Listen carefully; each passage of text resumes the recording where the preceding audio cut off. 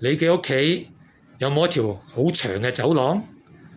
好似美景花園呢一個單位咁，你睇下條走廊幾長？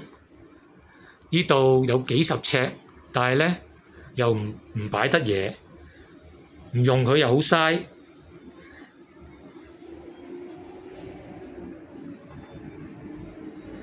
美景花園嘅業主咧，佢就諗到一個方法，可以善用呢條咁長嘅走廊，就係喺天花裝個升降式曬衣架啦。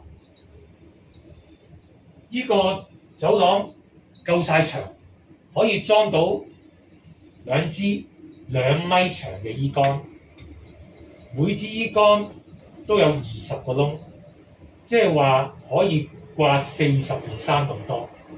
40件衫係幾多啊？一機衫你抌15件衫入去已經爆機搞唔喐，即係話呢度呢個走廊可以曬2機衫咁，仲要有多。而呢個走廊嘅好處就係兩邊都有房，可以通風，廁所可以開窗或者開抽氣扇，咁啲衫掛咗喺走廊就會有對流風啦，咁就好快乾咯。如果喺回南天嘅時候，你掛喺出邊露台都唔乾嘅話咧，咁就喺下低有放一個抽濕機，咁向上吹啲熱風咧，啲衫就會好快乾啦。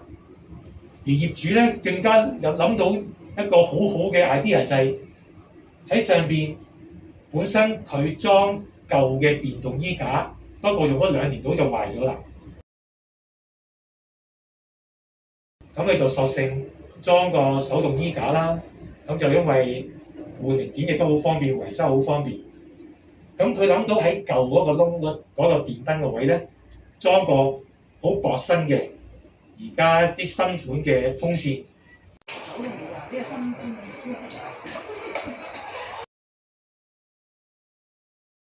咁就可以掛衫嘅時候喺上面開埋風扇咧，兩邊嘅門又開埋對流風對流嘅窗咧，咁就好快乾啦。咁又可以善用到呢個咁長唔知擺唔到嘢嘅走廊，又可以掛到2機咁多衫，仲可以曬埋床單，搭張床單上去攞啲大夾仔夾住，咁床單都會好快乾。咁你話係咪一個善用呢個走廊嘅位嘅好好嘅方法咧？業主都話以後曬衫好方便，好